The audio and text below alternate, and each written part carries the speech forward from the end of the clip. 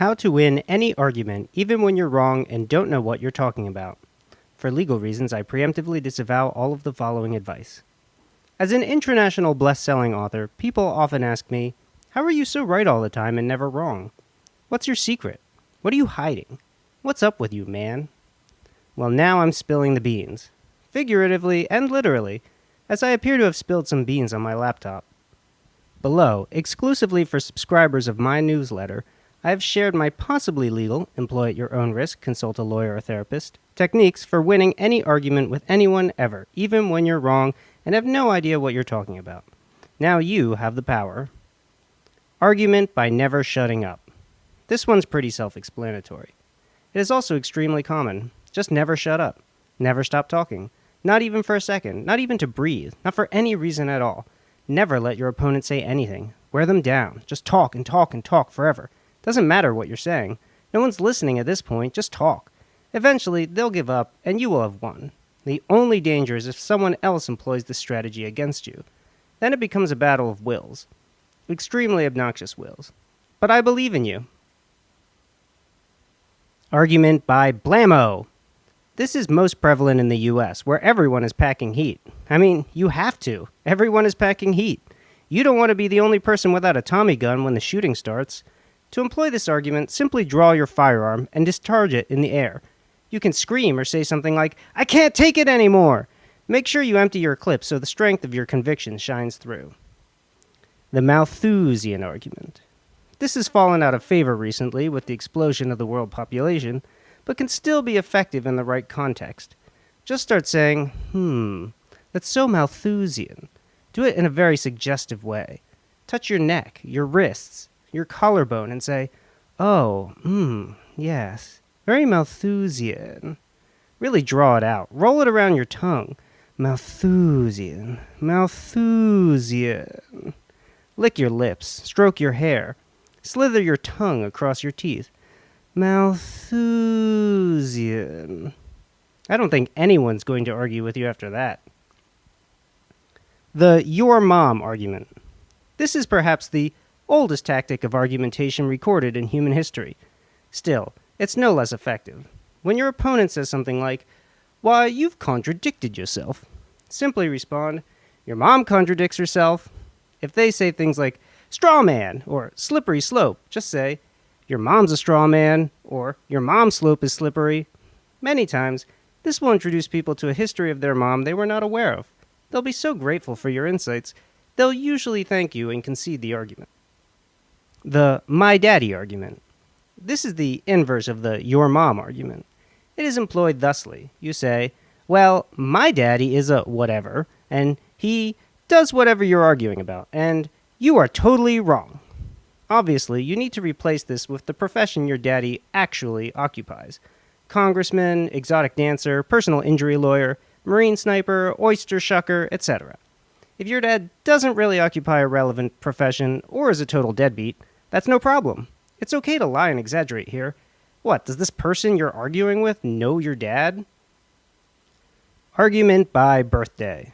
This is my favorite. Just sit down, hug your knees, start crying and say, "It's my birthday, man. It's my birthday. I really need a win. Just let me have this, man. I don't have anything going on. I need something in my life." This will usually make your opponent so uncomfortable, they'll back off. Ad hominem. This is one of the most maligned forms of argumentation, irony much, but also the most successful. Just start cussing out your opponent. Get real nasty. Go for the jugular. Just make sure you don't do this against someone who employs argument by blammo, because they might not point their gun in the air. Argument by thriftway. This one's pretty specific. I knew a man once, and every conversation I had with this guy always wound its way back to a vacant storefront around the block from him. And what a good location it would be for a thriftway. He was so surprised that a thriftway or some other grocery store wouldn't go there. His eyes would take on a wistful sheen, and he'd wax about how convenient it would be for him to have a thriftway so close. Every conversation, no matter where it started, always got back to the subject of thriftway. At about this point, inevitably, I'd be desperate for an exit.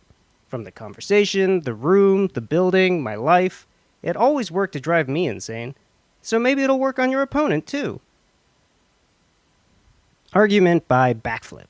It doesn't have to be a backflip, but it should be something equally as impressive and athletic. While your opponent is sprouting their stupid words, what even are words? Who cares anymore? Do something awesome, like a backflip, or a handstand, or a backflip that lands in a handstand. I guess a somersault's okay. Maybe you can balance on a ball or juggle something. Argument by nudity. This one requires you to lock eyes with your opponent. Then, as they're talking, slowly start removing articles of clothing. Make it subtle, but sustained. Make sure there's no way they can miss what's happening.